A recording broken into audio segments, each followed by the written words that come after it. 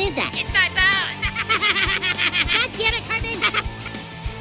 How would you like to suck my balls? What did you say? I'm sorry. Actually, what I said was... How would you like to suck my balls, Mr. Garrison? Holy shit, dude. Ladies and gentlemen, welcome back to another edition of Suck my balls, suck my balls, my balls, my balls, suck 'em dry. Suck My Balls, a South Park review. I'm your host in the scene where the area is clean, and god damn it, you know what? I light up that green. Ya boy, MSG. You follow me on Twitter and on Instagram at Matthew_Schaffer. Each and every week, I am joined by two guys who try not to tell lies with their beautiful eyes, and they'll put the mark in marksmen while they're in disguise. Ladies and gentlemen, coming up first on the scene, he's dressed like an Aku Aku off the set of Crash Bandicoot. Ladies and gentlemen, What's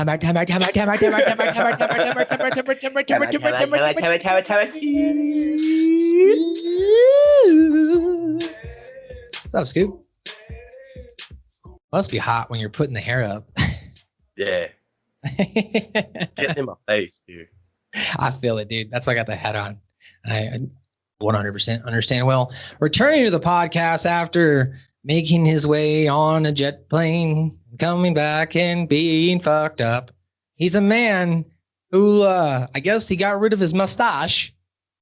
He's Babyface Joe Verona.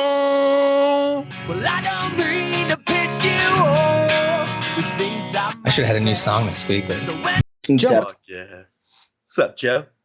Not a whole hell of a lot. Nice to be back. You know, I'm not going to be leaving the room for a whole lot of reasons in the near future. So, as Joe is on the mend.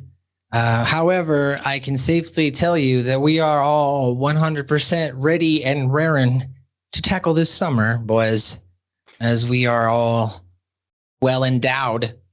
And I would say we have medically taken care of ourselves by the cultural standards that society has set forth. And now we can rejoice out in public. Yeah. Yeah. Anyway, we're back. What's up, Joe? You okay? no, yeah, I'm good. We're back for another edition of Suck My Balls, guys. If you've never been to this show, never heard it, never watched it, never touched it, well, here's what you need to know. We review South Park episodes in order, like episode by episode. Usually I like to say in linear fashion.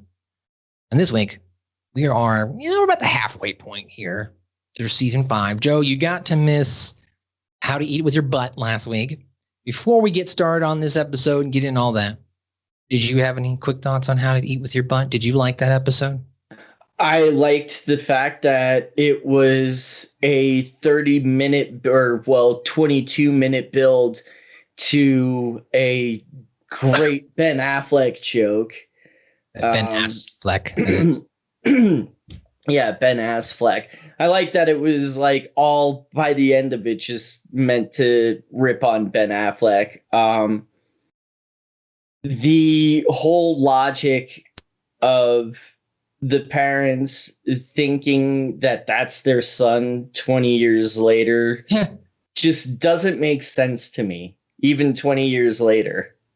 I don't know. I guess they just thought that Ben Affleck was really an ass. So that's what it turned. That's our Tommy.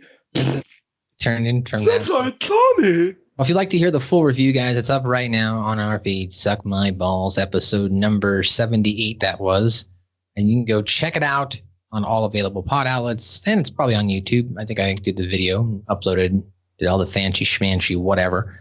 So go check that out. And let's get into today's episode, Joe. You're going to be driving the car. Why don't you tell us about what we're talking about today? This is Suck My Balls 79, Season 5, Episode 11, The Entity. It is the 76th episode overall and first aired November 21st, 2001. Basically, Mr. Garrison gets fed up with long lines, delayed flights, and the airline industry in general. I fucking feel you there, Herbert. And invents his own transportation device. Sure, you do feel it there, Herbert. I've been on planes a lot, man. Anyway, the episode starts with Kyle's cousin, who is also named Kyle, last name Schwartz, from Connecticut, comes to live in South Park due to his mother's health. While Kyle is initially excited about seeing his cousin for the first time, he is shocked to see that his cousin is a much overly stereotyped version of a Jewish person, i.e., constantly complaining about everything, a nasally Yiddish accent, being highly sensitive to the dryness of the air, breathing heavily, vibrating his soft palate every time he exhales, making a sound akin to a snore, allergic to most meats, except fish, and a penny-pinching miser in nature. I'm stoked my cousin is coming to live with us. It'll be just like having a brother. I thought Oh, there he is. Over here, Kyle. Hello, Aunt Sheila. How was your flight? Oh, it was terrible. They recycled the air on board, and it really did a number on my asthma. I asked them to turn up the oxygen, and they wouldn't. You remember Uncle Jerry. Hello, Uncle Jerry. And these are your cousins, Ike and Kyle. Hey, dude, nice to meet you. Let's get down to the baggage claim, Kyle. Okay. Yes, we got two Kyles there. Mm-hmm. Yeah, they do have two Kyles there, and then is that going to skip over the clip where she makes her own son Kyle? Oh, all right. Kyle is told by his mother to take care of his cousin, and that it is his responsibility to make sure Kyle fits in at school. Yeah, no, I was saying no, I wasn't going to skip over the clip. You could have explained it. That Sheila basically says that we'll call you Kyle too, after saying her the cousin, not her own son, as the regular Kyle. Yeah. So. Right. But this is, of course, now they're at home after eating dinner. Kyle's explaining to his mom, as you mentioned there, about he's getting a talk about from his mom, but having to take care of Kyle, the other Kyle. Right. Mom, Yes, Kyle, too. how am I related to him again? He's your cousin, Kyle, too. I told you already. Yeah, but like first cousin or distant cousin? He's my sister's son. That makes him your first cousin. So we have the same blood? Now, Kyle, too, listen to me. Kyle is going through a very tough time in his life. His mother is very sick, and he's in a whole new place. He's going to rely on you to make sure he fits in at your school. What? How the hell am I supposed to do that? I'm sure your friends will love him. What about Cartman, huh? He ripped on me for being Jewish. He's gonna tear this kid apart. Kyle, too, he's your responsibility. Oh my God. Oh my God. Yeah, that's fucking great. At this point, Kyle, with probably one of the better strokes of genius he's ever had, promises to pay Cartman $40 if Cartman doesn't make fun of Kyle Schwartz. Yeah, so and it starts off with them at the bus stop. What's that thing? Cartman, I need to talk to you. Hello, I'm Kyle's cousin, Kyle. Cartman, I'm gonna make you a deal. What? That kid over there is my cousin from the East Coast. He's having a really hard time right now, so I'm going to offer you $40 to not rip on him. $40? But you can't make fun of him at all. No smart-ass comments, nothing. All right. And you especially can't say anything about Jews. Oh, Jesus, why'd you just cut off my bars? Cartman, no Jew jokes. All you have to do is keep your mouth shut, and you've got $40. Can you do it? I can't believe how cold it is out here. Could be tough, but I'll give it a shot. I give it a shot. It could be tough. I give it a shot. Yeah, I mean, it's $40 for a fourth grader. That's like $1 million. That's a brand new video game. Yeah, exactly. So Cartman tries as hard as he can, but the temptation is too great to resist. And he eventually makes a joke about concentration camps in class and blows a deal. Now let's get on with our lesson about the... I wouldn't dice all that are available. I usually prefer the plastic ones because these give me splinters. I'm sorry, Kyle. You just have to make do. Now let's get back to the Is lesson. it cold in here? I realize we're in the mountains, but do we have to freeze today? Now, Kyle, I need you to be quiet. In my class, you need to be able to concentrate. Concentration is the key to succeeding in my class. Maybe we'll have to send him to concentration camp. Damn it, Cartman! Damn it. He's doing so good. So Cartman immediately starts making up excuses, and cousin Kyle happens to hear, but instead of getting frustrated, he blames Kyle Broflovsky for offering too much. Kyle, I just found out that in World War II, some Jewish people were sent to concentration camps. Yeah, they were, Cartman. Oh, and see, I didn't realize that. But I understand now how you might have thought what I said in the classroom was a race or slur. But see, I had no idea. You did too. You are so full of crap. No, I'm seriously. Because I was talking to Craig, and Craig was all like, hey, did you know that in World War II they really had concentration camps? And I was all like, no way. And this little light went on in my head, like, oh man, no wonder Kyle thought what I said in the class, see, was directed at his cousin. But I was literally talking about a concentration camp, where you go for a week to learn and focus. Oh man, what a misunderstanding, huh? You blew the deal, Cartman. God damn it, give me another chance. Nuh-uh. I knew you were gonna make fun of my lame cousin, so I offered you the $40 not to rip on him. You ripped on him, deal's up. You did what? Oh no. Ha, serves you right, asshole. You convinced your friends to not make fun of me? Yes. It's not because anything's wrong with you. Wow, you think it takes $40 to get people to like me? Kyle, I'm sorry. Because, I really think you could have done it for about $12.50. What? Well, you didn't just start at 40, did you? You gotta lowball these things so you have a place to go. Dude. Oh, dude. Oh, man.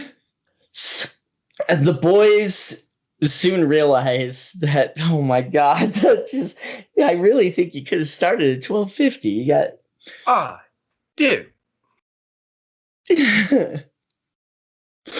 The boys all soon realize that Kyle Schwartz is just way too annoying to live in South Park with them, especially Broflovsky, who thinks that his cousin has ruined the reputation of Jewish people in South Park. They constantly try to get rid of Kyle's cousin by tying him to the back of a bus to Connecticut while he is on a sled, tricking him onto a plane to Antarctica, and several other attempts. I'm big! I'm sorry, you must have been worried sick. I got your sled tangled up with a bus. A bus? Really? Kyle, what happened to you? I was just sledding, and the next thing I knew, my sled rope got tangled with a bus. I got dragged for over 100 miles before the bus finally stopped for gas. I'm sorry about your sled, Kyle. Oh, no, don't worry about it, dude. Oh, you poor thing. Come upstairs and we'll get you out of those wet clothes. Are you all right? Oh, my ears feel like they're frozen off, and I think I have a hemorrhoid from sitting on a sled for... Which, as exemplified by the clip, Kyle's cousin always finds a way to come back in a manner parodying Looney Tunes, and every time with his infamous catchphrase, I'm big. Such a good catchphrase. It's so goddamn annoying. Meanwhile, Mr. Garrison has... At the Hall of Super Best Friends. Yes. At the Hall of... Meanwhile, Mr. Garrison misses his flight to Cheyenne because of inefficient and frustrating airline check-ins. Why is he flying to Cheyenne that's like a 2-hour drive? It's weird. Come on, Garrison. Having had enough of it, Garrison decides to invent his own vehicle to put airline companies out of business. This is unbelievable. I seem to remember when the airline said we need a $15 billion bailout from the taxpayers. Okay, and have any of your personal items been out of your possession since you left? Well, we gave them the $15 billion and they fired their employees anyway. So now we have 3 people to clear 400 passengers. Hey, he's right. Yeah. Okay, and bags have been with you at all times? So where did that money go? I'll tell you where it went. It went right into the pockets of the presidents and CEOs of the airlines so they could keep their multi-million-dollar salaries. Yeah! And here's your boarding pass for tomorrow morning. You think you can treat us however you want because we have to fly? Well, I'll tell you what, Sally Sassalot. I'm going to come up with a new mode of transportation. A brand new vehicle that'll put all you bastards out of business. Yeah. All right. You think I can't do it? I got a master's degree in mechanical engineering at Denver Community College. You watch me. I got a master's degree at Denver Community College. Which leads me to question, Mr. Garrison, then why are you a teacher? Right. Could he not get a mechanical engineering job because it was from community college? And then he's like, well, I guess I could get my teaching certificate. No, I don't know about that because I guarantee you, like, I went to a tech school, which I mean, it's not a community college, but still similar in the junior college sense. And you could get your degree in broadcast engineering, and those guys make good money. I mean, that's probably what I should just go for, but it would have been longer hours. So I was like, I don't want to do that. And you got to fix stuff. I don't want to fix stuff. I don't want to be Mr. Fix It. Then they're going to call you to do things. Yeah. Anyway, Joe, continue on. Sorry. Oh, no, nothing to be sorry about, dude. I can totally feel your gripe there. But having been inspired by Enrique Iglesias on TV and by gyroscopes, Garrison invents the gyroscope-powered mono wheel, It. Oh, Mr. Hat, will you stop drooling over Enrique Iglesias at... Wait a minute. What did you say? I said Enrique Iglesias can sure gyrate his hot ass. That's it. Gyration. A gyroscope. It would allow for maximum balance, and yet, Mr. Hat, you're a genius. It's so simple and yet genius. So simple. Jesus. Enrique once again inspiring the world. It can go up to 200 miles per hour and gets 300 miles to the gallon and is an all-around better mode of travel than any other vehicle. The only problem is that it is controlled by uncomfortable methods using 4 flexi grip handles that completely resemble erect dicks. 2 used by the hands, 1 in the mouth, and a 4th handle, which is inserted you know where. A number of tycoons are invited to its initial release, and all of them are impressed by the sci-fi look and incredible speed. Gentlemen, imagine being able to travel safely at incredibly fast speeds and not having to go to the stupid fart-face airports.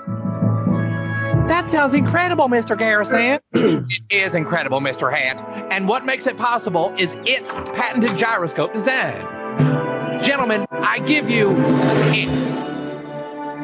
Oh, nice. Sleek. It gets over 300 miles to the gallon and is safely capable of speeds of over 200 miles per hour. Wow. Whoa. This will change everything. We're going to have to rethink cities. Now, it is easily operated using 4 flexi grip handles. 2 of them are on each side. Left side for throttle, right side for steering. The 3rd flexi grip is gently inserted into the anus to keep the driver in place.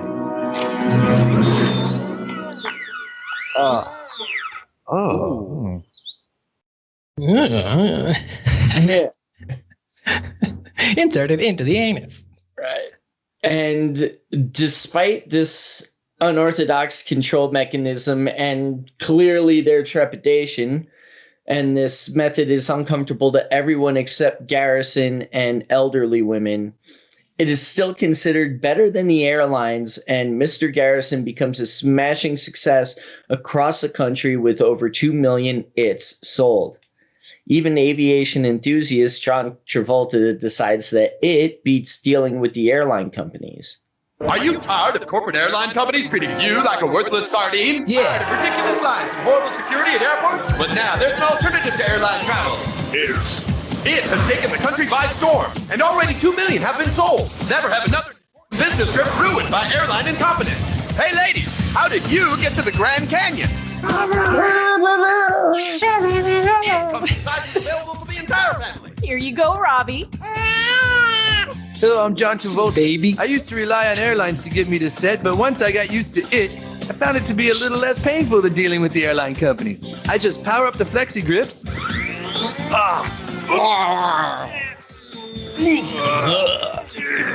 I'm good to go. And I'm ready to go. Thank you, it. So join the millions of Americans who have found a little bit more comfortable way of traveling. Order yours today and remember our slogan, it's better than flying. That looks pretty gay. That looks pretty gay. I just like that. Ladies, how did you get to the Grand Canyon? Right. It's like the old Rascal commercial.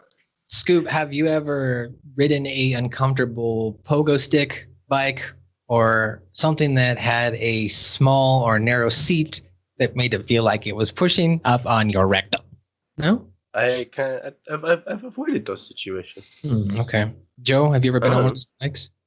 No, I've never. You ever been on one of those like really stupid small like seats that hurt your ass and shit? Nothing like that. But one time I was riding a friend's bike and he didn't have his seat secured somehow. So like I was sitting leaning back on the seat.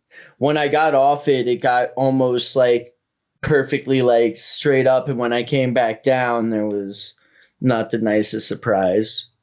It didn't like get inserted or anything, but it was not pleasant. That was gnarly. That was worse than mine. I sat on an uncomfortable seat.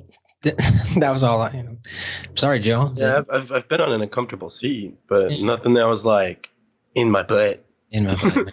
I said, what? In your butt. What did he say? You want to put it in my butt? In my butt? Oh, no. So later, Randy finds that the same buttons that are found on the handles are easily found on the sides of the vehicle, rendering the grips useless, something that Garrison reluctantly admits. We're in the money, Mr. Head. We're in the money, Mr. Head. Oh, hi, Jimbo. Can I help you? Yeah, I wanted to order that theft alarm for my it. Oh, right. Take a seat. That's okay. I'll stand. What do you think, Mr. Marsh? All set to put a down payment on that baby? Well, yeah, but I just had one question about the way it works. Sure. Well, it seems all the buttons on these front and rear flexi grips are also found on the side of the vehicle. Yep. Well, so they don't really do anything. Right. So then couldn't I just order one that works without going in and out of my ass and mouth? Well, I guess you could. Huh? That? Wait, what did he say? What did he say? What did he say? Right? They're all like, what? So at this point, the government decides to once again bail out the airlines from going under because of it, to ensure airlines' dominance as a mode of transportation and to make sure none of the people working for airlines lose their jobs. The government ends up outlawing it and makes using it a criminal act, despite acknowledging that the airlines are failing because of their own incompetence and inefficiency. Now, there was a point in the episode where the boys were playing quote unquote hide and seek at the airport that I left out the clip from, but that's where Kenny dies, as he doesn't really have any lines in this episode whatsoever. But there's like one guy there and like 2 hours domestic, 3 hours international for like just to get 4 people through, and their way of kind of taking a shot at the airlines at that point. And I wouldn't say they're as bad now. I think maybe in certain states and certain areas, I bet if they're worse. I haven't experienced too bad, at least the last couple times I've flown, and I flew through COVID and through non-COVID. So, but that being said, that doesn't mean there isn't going to be coming up, or there hasn't been recently, just due to the fact that, people want to stay at home and not work as well, which some people, I can't blame you, dog. Get that money right. in. But the government, as you mentioned, decided that it was illegal, bro. So let's hear what happens when Mr. Garrison gets his shit taken away. Excuse me, what the hell are you doing? It's all right. We're with the government. We're just shutting you down. Shutting me down? Why? The airlines are in desperate trouble. Your vehicle is causing them to lose money. Yeah, well, that was the point, Dingleberry. Put that down. Right, so the government is bailing the airlines out again by shutting you down and making it illegal. Oh, God damn it! You better be kidding! Sir, many people work for the airlines. We can't let them all be fired. The airline companies are losing money because of their own incompetence and their own inefficiency. That may be true, but if you build, sell, or ride another it will be the last time. Have a nice night. Ah! Airline motherfuckers! You pieces of shit! Oh man. You pieces of shit! Right, it's so funny. As a result of this, Kyle's cousin, who had invested in it, gets a $5 million bailout payment and decides to return home to Connecticut to take care of his sick mother. Because of this newfound wealth, the boys suddenly change their plans of trying to get rid of him and try to persuade him to stay in South Park, but words get stuck in their mouths and they are unable to do an "I've learned something today" talk. To their surprise, Kyle Schwartz says that he wants to leave because they are a couple of douchebags and calls them hick jock rednecks out of a stereotype catalog. So basically, Kyle beats Kyle to the punch and learns something before Kyle. But I think you should stay. Yeah. Really? Yeah. You see, I've learned something today. Sometimes people have trouble fitting in at school and let's see, what did I learn about? What did I learn about that? I learned that you shouldn't judge somebody because no, wait. No, that was good. What were you going to say? Listen, guys, I appreciate you wanting me around, but the fact of the matter is, well, you guys are just kind of douchebags. What? I mean, you people are all just such hick jock rednecks. It's like you're right out of a stereotype catalog. I can't take it. See ya. That's the second time they've been called hick jocks by the East Coast people. First by the New York kids in the fucking Brown Note episode, and or the Worldwide Recorder episode, technically. You guys are. Oh wait, no, Muff Cabbage comes way later. That's later, yeah. Yeah, Mung. There you go. You guys are Mung. Yeah, Mung. He being Schwartz, ultimately leaves, dashing the boys' chances to share in Schwartz's new wealth. Cartman then blames Kyle for his departure, saying, "Good job, Jew," just as the episode ends. Dude, weak. Good job, Jew. And there is your recap there. And good job. Got Yes, through it. So we're going to take a quick moment to hear a word from our sponsors. Then we'll be back to run through our trivia and the rest of the show. Yo, what's up, guys? Check out our fancy dancy stonerific threads here that we picked up from thebakedboysclub.com, our brand new sponsor. We're sporting them. Joe over there is always fresh looking. I mean, Joe, how fresh is that shirt? It's fresh. It's fresh. And then you got Tom Out Scoop here, Ian. I mean, he's looking pretty saucy, or as they like to call it, the Versaucy t-shirt. Yeah. I mean, look at this guy. He's just a sexy beast with that t-shirt. And of course, I've got the amazing NES shirt here. So guys, to get this great apparel, visit thebakedboysclub.com, use the code SUCKMYBALLSPOD, and you'll save 15% off your order. So not only can you get baked, but we're going to save you some money so you can continue to get baked. So visit thebakedboysclub.com, bakedboysclub.com, use the code SUCKMYBALLSPOD. Baked Boys, not just a brand. Not just a brand. It's not just a brand. It's a lifestyle.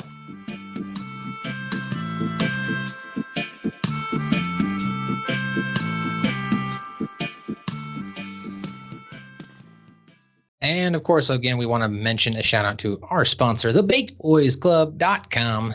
Visit thebakedboysclub.com. Use the code SuckMyBallsPod. You'll save 15% off your order. Baked Boys, not just a brand. It's pretty much a goddamn lifestyle. I'll tell you what, boys. And someone who makes it, breaks it, is all about that lifestyle, whether he's growing it or smoking it, whether he's toking it or broken it. Ladies and gentlemen, Scoop, take us through the trivia, because there was no what did Kenny say, not a goddamn thing. Scoop's a man integrity. Scoop's a man integrity, and he's going to make sure that he's not on mute. He's ready to rock and roll. Scoop, what do you got? So, Bill Gates is seen with a bullet hole with the bandage on it on his head. This is a result of being shot in the head in South Park, Bigger, Longer, and Uncut. It is unknown as to how Bill Gates survived such a You said Windows 95, sorry. However, he could have been revived via Kenny's wish, or he merely survived. Bill Gates was shot in the face, but his face is unscathed. Actually, we can definitely pick that apart, that specifically, because at the end of South Park, Bigger, Long, Cut, he says, "I wish everything went back to the way it was before the war started." And that's when they said, "Oh, but then the only person that dies is you, Kenny." And he's like, "Yeah, I know." So that's why. Yeah. Fucking Windows 98. Windows 98. You said Windows 98 would be better with better access to the internet. It is faster. Windows 98 is better. Over 1 million times. John Travolta is an avid plot with his pilot. With what? Pilot. John Travolta is an avid pilot with his own personal planes. As such, with his support of Garrison's new vehicle, It, and his dislike of airports is rather ironic. Right? He's got his own shit. I didn't think they were using it to be ironic. I think they were using it to show that it converted even Travolta and to play on the joke that Travolta's in the closet. Which they really went hard on Travolta for being in the closet 5 years later, as we know. Allegedly. A rotating vehicle similar to Mr. Garrison's later appeared in the 2012 movie Men in Black. Upon meeting cousin Kyle at the airport, Sheila refers to Gerald as Jerry. This is the second time someone does this, the first being Randy in Two Guys Naked in a Hot Tub. Before Mr. Garrison officially releases It, viewers can clearly see the way It is steered by hitting the pause button when Mr. Garrison drives It past the boys and several other people. I'm going to try and do that. According to audio commentary for the episode, the It was actually based on the Segway and the hype around it before its release. Matt and Trey also mentioned that they bought some Segways for the South Park studio, got bored with them after one use, and eventually broke them while attempting to jump with them. It sounds like something I'm gonna do. Mr. Garrison reveals that he possesses a master's degree in mechanical engineering from Denver Community College. He's a college boy. College boy. Well, that's your trivia. And then some of the references throughout this episode to the pop culture. When Mr. Garrison counts the money, he sings the song by the Gold Diggers, who sing "We're in the Money. We're in the money, Mr. Head. We're in the money, Mr. Head. We're in the money, scoop to scoop. We're in the money." In the creator commentary for this episode, Trey Parker and Matt Stone mentioned that Kyle Schwartz and his need to eat fish at the dinner table was partially based on the radio talk show host Dennis Prager. They had previously worked with Prager on his short film For Goodness Sake the Second in 1996. Pop singer Enrique Iglesias can be seen on Mr. Garrison's television, as we mentioned, gyroscoping Joe. In the audience at Mr. Garrison's presentation, the notable guests that are in front of those business owners are Ted Turner, Donald Trump, Bill Gates, Steve Jobs, Steve Forbes, and actress Yasmine Bleeth, which, by the way, everybody shows up nice except for Yasmine Bleeth. Yasmine Bleeth had previously worked with Trace Parker and Matt Stone in the film Basketball in 1998. While drugged out of her appearance in this episode is a reference to her arrest in 2001, where she was found with syringes and cocaine in her car and hotel room. You want to fucking talk about savage? No fucks given. We don't care if you're a friend and if you were in our fucking movie. If you're fucking stupid, we got to make fun of you. Speedballing, trying to go out like Farley. Right. Scene with the two old ladies at the Grand Canyon with the narrator asking them how they got to the Grand Canyon is a reference to the hover round wheelchair commercials in which two old ladies got to the Grand Canyon with them. And that is your top. Or that's your references to pop culture. That's so good. Let's start with some top likes here before we finish it up. Blaze. Joe, what'd you like about this episode? How hard it went in on most of those stereotypes and got away with it. Like I can't think of anyone else that would have gotten away with that kind of portrayal of just I guess they'd be, well, yes, they're obviously negative stereotypes, and those were very exaggerated. But it's great anytime South Park gets away with something like that. Yeah, I mean, I liked the fact that Cartman itself had a hard time, trying to win the bet, or itself that he was, he eventually breaks down with the concentration camps. joke, and then tried to come back. No, I tell you this. No, seriously, no, I just learned about it because I was like talking with Craig, with Cad, and he was like, "Yeah, do you guys know about concentration camps, World War II?" And I was like, "No." And then Tilly dawned on me. He was like, "Oh, that's Tilly Wise Man." Yeah, yeah. I was having lunch with Craig. He's having lunch with him. Scoop, what did you like? Like, excuse me. Cartman's $40 bet with Kyle to not make fun of Kyle while he's there, and I give it a shot. Give it a shot. That's right. That's a good call. Yeah, I'd give it a shot. And then Kyle's mom calling Kyle 2. I thought that was hilarious because wouldn't the cousin be Kyle 2? Right. Yeah, that just... I don't know. I know family members that do that. It's a weird thing. It's supposed to that way you can make the other family member feel important. I guess. I don't know. As a guess, because you're going to be when this person's going to leave and you're going to go back to being Kyle number 1 no matter what. So why don't you just let them be number 1 for a little bit? I don't know. White people think thoughts. And then you also, but Kyle being rich as fuck at the end, Scoop. Right? Just getting one up on all of them, getting that big old investment. Yeah, I'm rich, guys. Yeah, you want me to stay, huh? Right? Joe, anything else you like from this episode?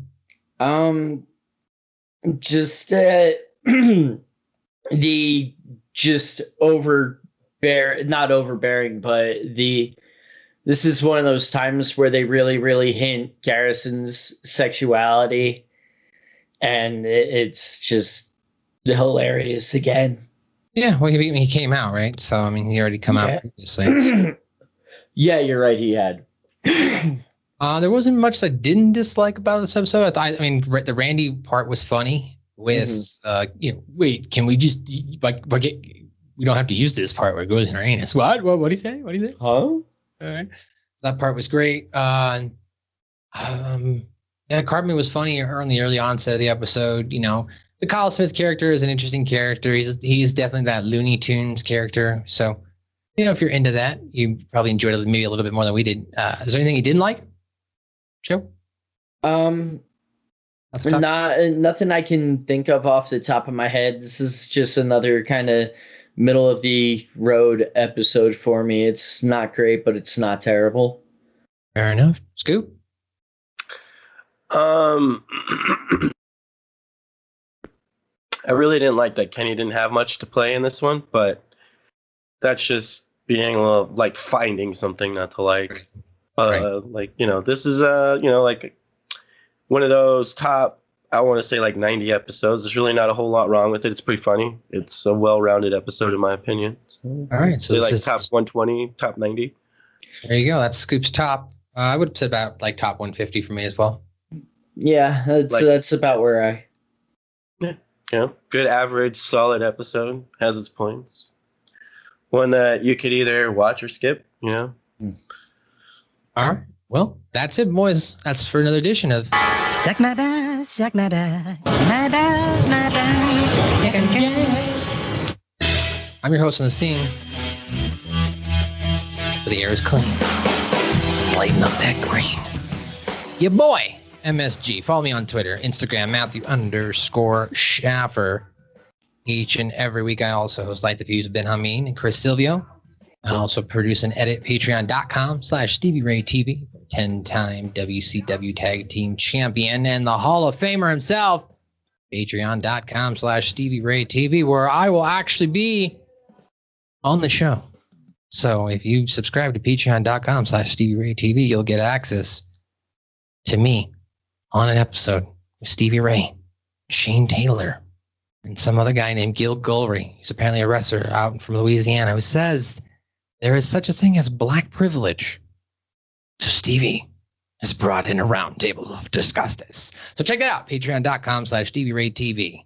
You can also, of course, visit our sponsors, thebigboysclub.com. Visit thebigboysclub.com and use the code SuckMyBallsPod, and you'll save 15% off your order. Again, that's SuckMyBallsPod. Put it in the code, and you'll get some money saved off your order so we can get baked some more. Joe, anything on the horizon today? I will be in Las Vegas July 3rd for Versus Pro Wrestling. Omega 9 is coming up in Denver on June 26th. And that is about it right now. Sounds good, Mr. Scoop. Anything you'd like to say before we move about our day? Buy the dip. Buy the dip. Ladies and gentlemen, we'll be back next week for another edition. Suck my balls, suck my balls, my balls, my balls, suck 'em dry. That's so good. Great, you guys. I'm going home. What is that? It's my bone. God damn it, Carmen. How would you like to suck my balls? What did you say? I'm sorry. Actually, what I said was... How would you like to suck my balls, Mr. Garrison? Holy shit, dude.